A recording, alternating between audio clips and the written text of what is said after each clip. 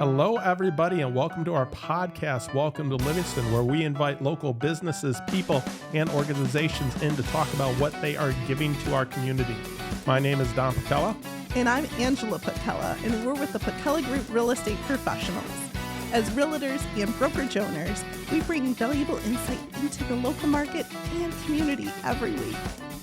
Thanks for listening, and welcome to Livingston. Hello and welcome everybody to another episode of our podcast, Welcome to Livingston. My name is Don Putkela. And I'm Angela Putkela, and we're with the Putkela Group Real Estate Professionals. Yes, and we have a great episode in store for you today. But before we get started, I just wanted to give a quick shout out to our sponsor.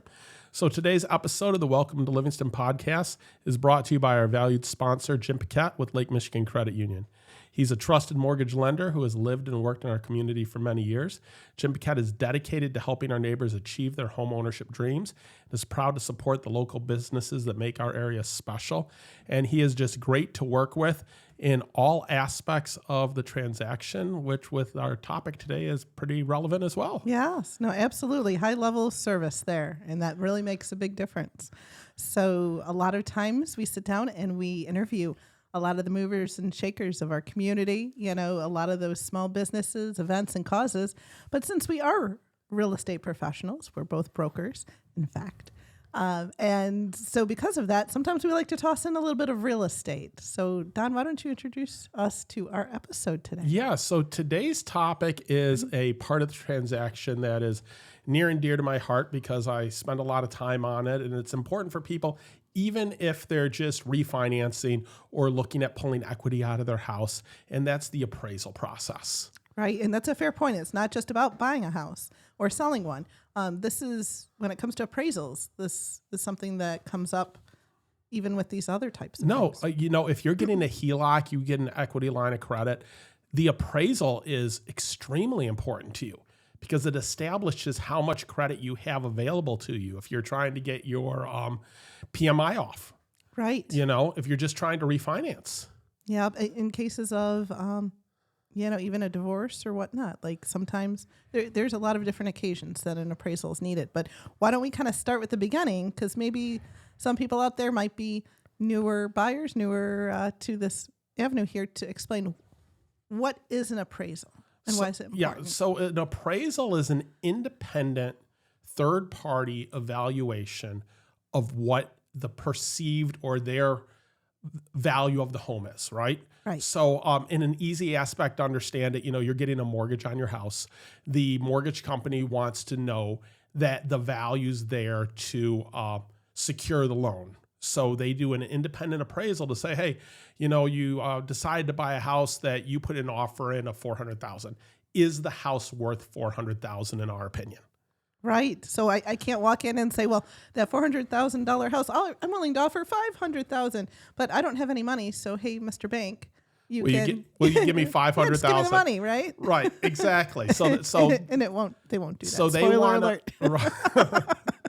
So they want to make sure to protect their investment and knowing that the value is there. Right. And then that value determines a lot of things. But, let's take it from an aspect of you want to have at least 20% down on your house because principal mortgage insurance you have to have if you have less than 20% equity in a home, right? Which is almost like an extra fee, a tax, something like that. That's not wonderful to have to pay. But if you don't have the 20%, at least it makes it possible. Right. So, if you have a $500,000 house and you 20% down, right? So then it has to, if you were at $400,000, it'd have to appraise for $500,000. Right? Like if the loan was $400,000. If the loan was $400,000, it'd be appraised for $500,000 for your 20% down. Right. But basically, as we talk about appraisal numbers, it's the final sale number. So if the final sale number's 400, say, because that's close to the average in the county. Right now, which certainly, it does seem to keep growing. But but in that case, the house has to appraise for the amount that it's being sold at. Right, exactly. So let's back up a little bit. So that's what an appraisal is, but there's so much that goes into an appraisal, right? So where do we want to start? Well, why don't you touch on some of the differences in terms of when someone might have an occasion to get an appraisal. Okay. So very good point. So the most basic form and the most common the most common type of appraisal is the one that you get when you're purchasing a house.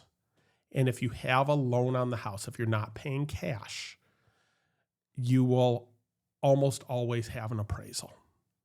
You can get what's called an appraisal waiver if you're putting a large percent down, or it's a house that is sold so recently, or there's houses like right next door that sold that the bank has the appraisal for, so they're really confident of the value. But 9 times out of 10, when you're purchasing a home and you have a loan, you're going to get an appraisal. Right. And we'll get into later the different types of appraisal because there's different qualifications depending if you have a conventional rural development, VA, FHA loan, those sorts of things. But understand that the bank is going to order an appraisal from at arm's length, meaning it's an appraisal company, a third party that comes in and gives you an independent value. So that's your most common. So they're not connected to the buyer's agent. Exactly. No, and they're not connected to the seller's agent. And they're not connected to the lender. Or the lender or the buyer or seller themselves. Right. Like They're given an independent evaluation. Correct. So that's your most basic, your most common form of appraisal. Yeah. If you are refinancing your house and you're trying to determine the current new value of the home, they're going to order an appraisal for the home. Right. Okay. If you are getting an equity line of credit, again, you're in these instances, the bank is trying to determine the value of the home. Right. You have your opinion as the homeowner, as the buyer. Hey, this is how much my house is worth. And we'll see this all the time where we'll get a phone call up and they'll be like, hey, my neighbor just told me that they appraised for $600,000, you know? Yeah. I think my house is worth $650,000. Yeah. You Yeah, know? that happens. Well, and the wild part is that in terms of an appraisal, the value does kind of vary a little bit in terms of the purpose, whether, you know, it's an equity line, but that's something that an appraiser themselves would be able to speak to. It's just trends that we've seen. It's not, that's a good point. So you're accurate, but it's not so much that the value is going to change. It's that depending on the type, they're a little more flexible. They're a little more lenient, right? Right. So we find that if you're getting an appraisal for refinance or an equity line of credit, there's a better chance of a higher number coming in because you're already an established entity in this relationship. And you're not going anywhere. And in a lot of cases, people are doing that in order to reinvest in the house. Exactly. So, so you're right. There's a little bit of give on that. There's a little bit of give on that. Yep. But yeah, so when does it get ordered? How does that look? What's the best practice on timing? Right. So if you are getting an appraisal, so if you're a buyer, you went in, you're working with an agent, hopefully us, you put an offer in on the house, the offer was accepted. The first thing you're going to do is you're going to have an inspection of the home. You don't order the appraisal till after the inspection for a very specific purpose. You have to pay for an appraisal out of pocket. Goodness. So the lender's going to call you up or contact you in whatever form they contact you. And they're going to say, hey, we're ordering the appraisal. We need your credit card number. We're going to charge you X amount. Appraisals will run anywhere from $450 to $650. Right. You know, we try to keep these evergreen, but keep it in mind that it's not a small sum, but it's not an astronomical sum either. Right. But you don't want to pay for an appraisal of a house that you might not be purchasing. You wait till after the inspection. So, hey, I made it through inspection. There's no issues in the house. If there was issues, I was able to negotiate it with the other side. We're all good here. We're moving forward. Now it's time for the appraisal. So the appraisal gets ordered by the lender. It goes out into a pool of appraisers. So most lenders will have a pool of appraisers, and then it's kind of like a round robin. Who's up next? Who's going to pick up the order? Right. So that appraisal is ordered, and then the appraiser will reach out to the listing agent to say, hey, I want to come out to the home tomorrow at 2:00 to do the appraisal. That gets set up. So in this situation, remember, you're the buyer. Your buyer's agent has nothing to do with this. Right. They have no idea. Right. if a lender just goes and ups and orders it, and your buyer's agent is negotiating inspection, spoiler alert, that causes you to lose leverage and negotiative power if you've already ordered the appraisal. Right. Or at a minimum, you've paid for an appraisal, and then if the deal falls through, you're not getting that money back. Right. Right. The order, in small instances, there may be a way to lender to give you a credit towards the next one. There's some things that can be done, but the easiest way of making sure don't order it till you're ready. Yeah. You're moving forward. So then the listing agent is going to hopefully meet with the appraiser. We'll touch on that in a few. And go through the appraisal. And about a week later, you'll get the value. Right. Exactly. So as that's happening, what types of features may an appraiser give additional value to, and which might they not? So this is a really good thing. Remember, everybody in this relationship wants the home to appraise at value for the loan or above. We're all on the same team at this point. We're all hoping for the best, right? Right. Well, maybe we should jump ahead here, because what happens if it doesn't? If the house doesn't appraise? Well, let's get to that after, because we have to negotiate that, right? Yes, this is so this is, on the surface, this is a simple topic that gets really complicated. Yeah. Okay? Well, that's why having a good agent really means a lot. Right. This, whole episode is so a big deal. Let's flip to the side of, we're now representing the sellers. Okay. Right. We accepted an offer on the home, went through inspection, everything went great. The appraisal got ordered, and now we get a request for appraisal. Yes. So at this point, it's important what in the house is helping the value, right? In the last 10 years, or since the last appraisal, if you've only owned the house for 2 or 3 years, it's in the last 2 or 3 years, what improvements have you done to the home? Things that really help. You put a new roof on the home. You updated the kitchen. There's new appliances. You put in new windows. There's a new furnace. Those high ticket items that you put money into the house are important things that your agent needs to know about, because when I meet the appraiser, I'm telling the appraiser a story. I'm telling them the story of the home. These are the reasons why I think the house is worth the value that it's at. You're building a case. You're 100% building the case. So first off, your agent needs to know all those improvements.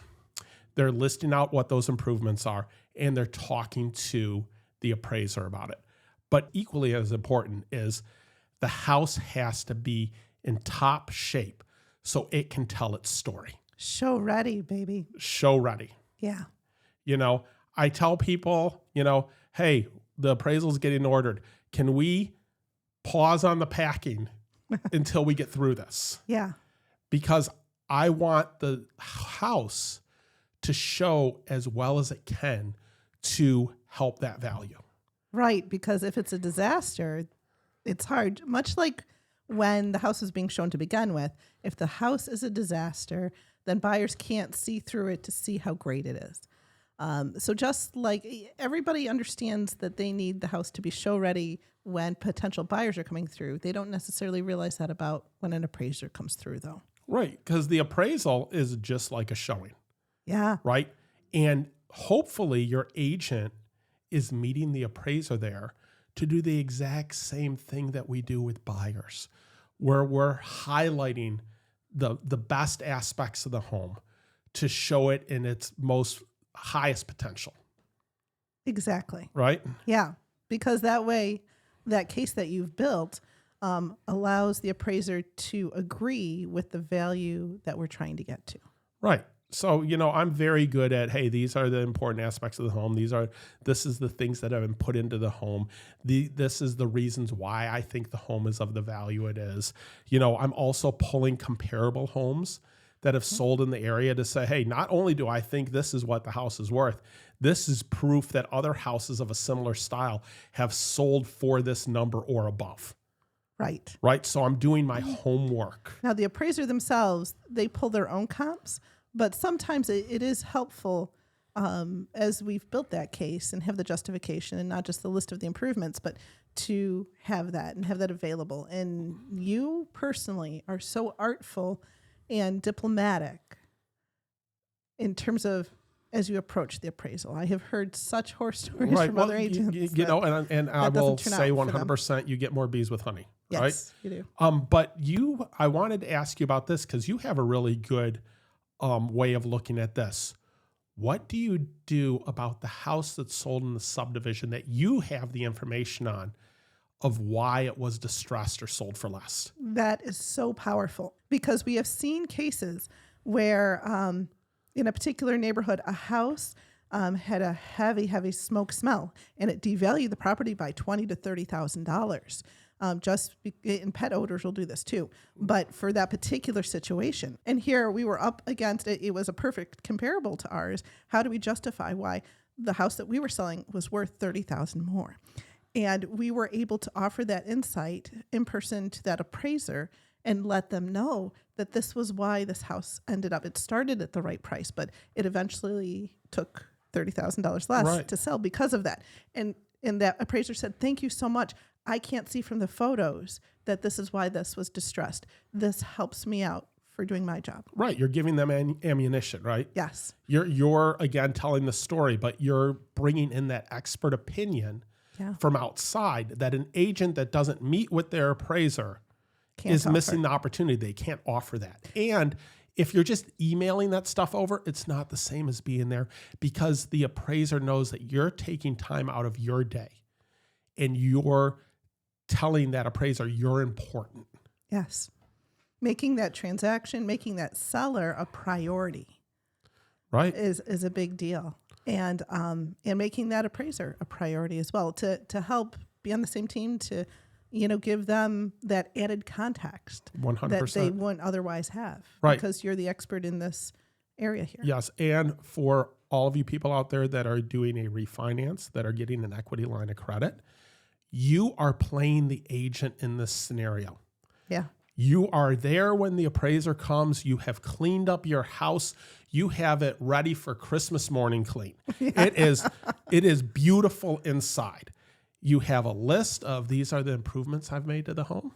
Yeah. And you can look up on realtor.com, you can look up on Zillow, and you can try to get some comparables to say, hey, I think my house is comparable to this house. You're not going to be able to do as in-depth a look as an agent is, but even on a sub-level there, anything you do helps. Right.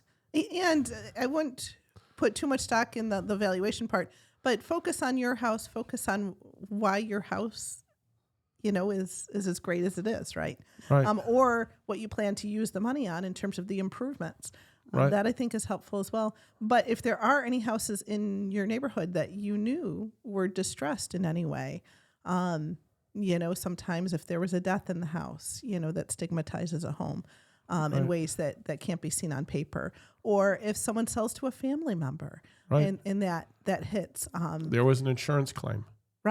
Right, exactly. So by doing that job, it's a matter of offering the context. Right. A big one that doesn't show up on pictures is the new owners put a roof on like 2 months after they got in, but they got the house for a deal because it needed that roof. Right. But now you're getting an appraisal and you have a brand new roof. So you're able to add that value in. Correct. Right. So it's all in. It's a game of chess. You're going through this process, but appraisals are an important process because, it can secure your equity in the home. Yeah. Right. And if you're going through a divorce or someone that's going through a divorce, determining the value and having an accurate value of that home is an important part of the process. So here's a difference between an agent and a broker. Yes, this is an important difference. Right. So an agent is able to do an appraisal and is able... not an appraisal. Okay. Yeah, Evaluation. Evaluation. Right? So basically you have the appraisers that give the formal value of the home valuation. A real estate professional gives more of an informal valuation. Comparative market analysis. Correct. But someone that's a real estate agent versus somebody that is a real estate broker, has a broker's license issued by the state of Michigan. Big difference. Right. We would be able to charge for that if we wanted to. According to the state of Michigan. According to the state of Michigan, because we have a higher level of professionalism. We've been in the Knowledge. business longer. We have a better knowledge. We've taken extra steps to secure This a higher broker's cert- license, a right. higher certification, Yes. right? So, Whereas a real estate agent can't even charge if they wanted to. right. And a lot of people talk about, well, how are you doing this? Is it price per square foot? Is it replacement cost? That depends on what kind of appraisal you're getting, Yeah. right? So what Angela and myself do, we look at the market and we look at what would the potential value of your home be if it were listed today. Right. In the current condition. Or we run numbers to say, hey, if we renovated our kitchen, what would it be worth then? If we built this addition onto the home or have this outbuilding. And it really changes depending on what you plan to do, because in some cases, you may not get a lot of value from it, and that would be an improvement you'd want to do for yourself. 100%. In fact, there's a type of loan, it's an FHA 203K, that has an appraisal on it where they're saying, okay, I want to do $100,000 worth of renovations. I'm adding a room or I'm doing the kitchen. So they say, okay, we're going to appraise the home not as if what it looks like today, but what it's going to look like in 6 months. And then we're going to give you the loan for that higher amount to get that work done. You have to use certified contractors. You can't do the work yourself. There's some hoops to jump through. Mm-hmm. But if you're looking at a highly distressed property that you have good enough credit to get the higher amount and you want someone else to do that work, that's an option you can talk to your lender about to go through the process. And then that's a different type of appraisal. Right. No, that makes sense. Yeah. Another use of appraisal sometimes when we've had a very unusual property and we've determined value based on our professionalism, but where it makes sense to hire a formal appraiser to come in and have a formal appraisal to have that formal point of reference. Yes. Especially on a very high value home. A high value or unique property. Yes. One of the other things I will say that an appraisal gives you is it gives you a true professional opinion of the square footage of your home. That's true, because those public records. People out there listening, you would be amazed at how many homes have an inaccurate square footage in the public record. It's shocking. It is shocking. And I'm not talking being off by 5 feet or 10 feet, hundreds of square foot difference. Sometimes. Our first home that we owned, it was in a bit of a cookie cutter subdivision where it was HOA. And the builder had put in the permits for all the houses. But then when someone came in to purchase a house, they'd say, oh, I want elevation A, B, C, or D. I want the bump out in the kitchen. I want the extra bonus room. Cantilever. I want a cantilever on the second floor, right? Adding square footage. But the builder didn't change any of that with the township. They said, oh, this is just the base level thing. So your square footage could be off by sometimes a little bit. A little bit, sometimes a lot. But sometimes a lot. And we've seen, a house that had an addition put on it. Right. But it didn't get filed correctly with the township. That's not that they didn't file permits, but problems happen with townships all the time that your square footage may not be accurate. So if you're in a house and you're like, my square footage says 2,200. I know I'm bigger than 2,200. An appraisal will tell you what your real square footage is. Sometimes you have a stubborn seller that has in their head maybe what their basement square footage was, and they insist on counting that as above ground square feet. So sometimes, that is not the case, right? Yeah, it's not the case. But through the appraiser, that appraisal process will determine the exact size because they go through and they measure. Yep, and they've changed some of that recently. Like if you have a tri-level or a quad-level home, any level that is below grade is no longer counted as part of like official square footage. And it gets interesting because when we list it on a tri or a quad, we're still going to count that as square footage. But when the appraiser comes in, they have to do some interesting things with what the state and government requirements are for how they calculate that. Because they are held by an even higher standard than realtors said. And there's a lot of nuance, a lot of details that they are keeping track of and staying on top of. Right. Yeah. Like your sidewall has to be at least 6 feet. So if you have that bonus room above the garage that tapers down low on the sides, they're not counting all of that square footage where the carpet is. They only start counting where the 6 feet hits. I'd forgotten about that, but that's an important point. So, there's so much that goes into that, and it's important to understand the differences in that. Real quick, we understand the differences between if you have a rural development appraisal, an FHA appraisal, a VA appraisal. An FHA appraisal, interestingly enough, not so important to people on refinancing, but if you're a seller, understand that appraisal sticks with your house for 6 months. So if that deal falls through and you go to a new buyer, if that buyer is also FHA, they're not going to be able to get a new appraisal. They have to use the original appraisal. So if you had a problem with the value, you're stuck with that. If it didn't appraise well, yeah.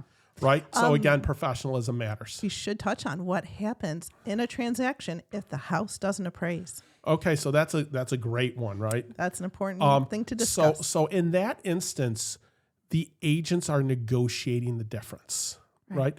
Now, if you had an offer that came in and it had appraisal gap coverage or an appraisal assurance where it was written into the offer that say, hey, I'm going to cover a gap of up to $10,000 in appraisal, right? So that means if you bought the house at $300 and it appraised at $290, it's within that gap and the buyer has to cover the difference. But if it was $300 and it was $285, then there's a $15,000 gap. So now we have to negotiate that $5,000, right? If the appraisal comes in higher than the purchase price, everybody's happy and the buyer has instant equity in the home. Yeah, which is pretty handy. But by the way, the seller may not necessarily know because they're not the ones that paid for the appraisal. They are disconnected to it. They, at that point, know that there was not an issue with undervaluation. Yeah, so when we get appraisals in and we're representing the buyers, we do not share the value that the appraisal came in with the sellers. We just call up the listing agent and say, hey, we don't have any issues. Right. An appraisal can require repairs. Yes. Okay, that's where the different loans come into effect. And even with a conventional loan, they can require repairs. It's just less likely for it to show up. But the things that are, issues, things like peeling paint, exposed wiring, no smoke detectors, those things can pop up. Yeah. But that's where your agent as a professional knows what to look for. And they're walking through the house with you, getting ready to list, saying, hey, these things could be issues. Let's look at that. Let's take care of it now. But you need to negotiate that difference. Now, what happens if it's a surprise to everybody that it doesn't appraise? Because that does happen sometimes. Can you dispute it? Can you say, hey, Mr. Appraiser, we don't agree? You can. There's a form that you can use to dispute it. Every lender's a little bit different. You have to come up with new comps that the appraiser did not use, and you have to prove that those are better comps to use than the ones that they did use. Gotcha. Okay. It's hard to do. Yeah. Right. So like when we get an appraisal that like we got an offer in that was 40,000 above asking, and I'm like, ooh, this is going to be an interesting appraisal because if I thought it was worth this, I would have listed it at this amount. Right. So now I don't want to say I'm cherry picking comps, but I'm telling a different story because now I'm pushing the envelope. Right. So the point is you need to prove, if you had a house 2 doors down that sold and it was not distressed and it was very comparable to yours, but it sold for $25,000 less than you're at, the appraiser is going to be using that as a comp. Yeah. Okay. There's no way they're not going to use it as a comp. It sold 3 weeks ago. Right. Yeah. So how do you pull another one in to say, hey, this is the reason why you should have used this one? So you can dispute it, or you can jump lenders, go to a new lender, start the process all over, and get a brand new appraisal. Because you can't get a brand new appraisal with your current lender. You cannot. Correct? Yeah. You can dispute it, but you can't get a new one. And that's the interesting thing why a local lender is important, because we should touch on this really quick. Yeah. A local lender is going to use a local pool of appraisers. Like Jim. Yeah. Yes. And then your appraiser is local and understands the communities that they're appraising. Right. They understand why subdivision A is more valuable than subdivision B, even though they're only a quarter mile apart. Right, where someone coming in from an hour away isn't going to understand that. They don't understand that. They understand that, if you're in this community, these are the amenities you get. Or they understand that, over here, this is, closer to a flood zone or has these issues with traffic. And this is why this sells for less. So they have a more intricate knowledge of the variables. Right. So a lot of times when this has kind of occurred and our clients have opted to jump lenders, 9 times out of 10, the interesting part, if it was a bum appraisal, then in the second lender, the appraisal goes through just fine and it's not even an issue. Right. Because the thing is your agent should be able to tell you whether it was a bum appraisal. Yes. I have looked at appraisals that were bad before, and you've seen me at the computer, like looking at it going, really? Like, This doesn't make any sense. It doesn't make sense. So sometimes an appraiser is human. Yeah. There are just sometimes they're human. No, they are. No, there are extremely good appraisers out there. Yes. Okay. But even an extremely good one can have a bum appraisal every once in a while. Yeah. They're human. Things happen. They missed a comp. Right. Right. Or they made a mistake, or they didn't value something that you should have thought they would valued, or they didn't know that you had just put a new roof on. Yeah. Right. So there's reasons for a bad appraisal. But if you get a bad appraisal, you can jump to a new lender. Now, everyone has to agree to that. Yes. And they have to agree to extend the timeline because this doesn't happen overnight. Right. Right.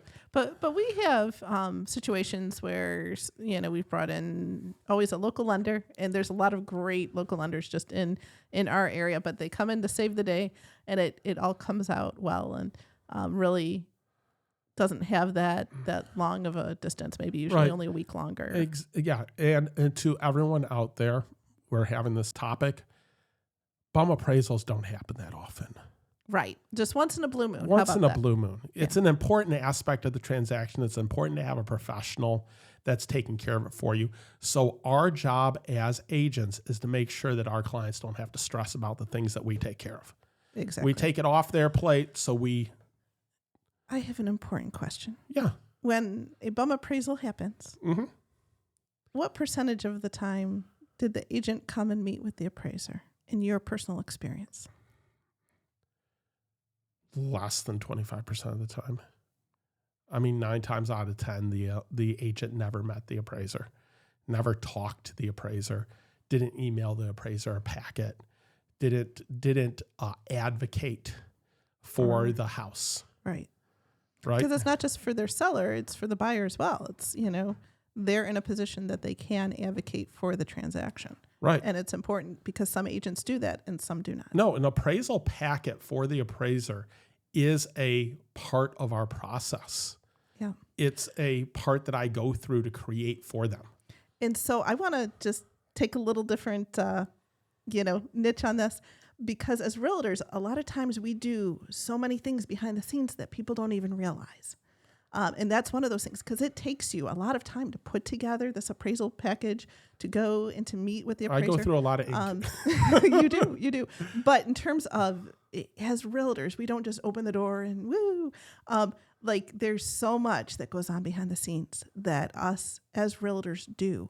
And this is an important thing. And that's why it's so important, as you've listened here today, to have that expertise and to have that knowledge that realtors are very hardworking. And these are some of the things that they do that you may not even realize, whether you're the seller or the buyer. No, very true. A lot of times people think, hey, we just open up a door. They tell us what to put on the contract. We write the contract, and then we show up at closing to collect a check, right? No, we do so much more. Right. And the appraisal part of it is a very important part of the process. Yes.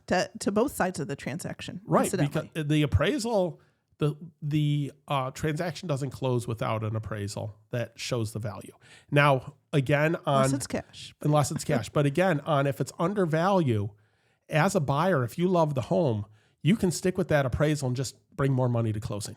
That's true too. There is nothing wrong with that. And I tell people all the time, listen, if you thought the house was worth this amount of money, just because you had an appraiser say that it's worth less, if you still believed it's worth that amount, feel good about it. Right. If you were competing with 10 offers and this is what it took to get the house and you were okay with that, don't worry as much about the appraisal. That's why as listing agents, when we get these offers in, we look at everything that goes into the offer. We look at how much percent they're putting down. We look at how much potential cash they have if there's an appraisal issue. If it doesn't appraise and the buyer brings forth the cash, a couple different things. Number one, they're not paying any more for the house than they were to begin with. This isn't costing them extra. They just are financing less. They're just changing what that kind of split is in between. So their monthly payment will actually go down by them bringing in more cash to begin with. Right. Okay. And B, just in terms of another part of that, once it closes, that's how much the house was worth, whether the appraiser said it was worth one thing or another, because at that point in time, the final sale price is what becomes the comp for the next person. For public record. Yeah. Yeah. So don't worry so much about it. Now, I understand some people, hey, if it doesn't appraise, it doesn't appraise. But have a discussion with your agent and look at the reasons why you purchased the house and look at that value in comparison to other houses in the subdivision. Right? So, that's really good. Yeah, this has been a great episode. I know we really deep dove on appraisals, but it is a very important part of the transaction, whether you are the buyer or the seller.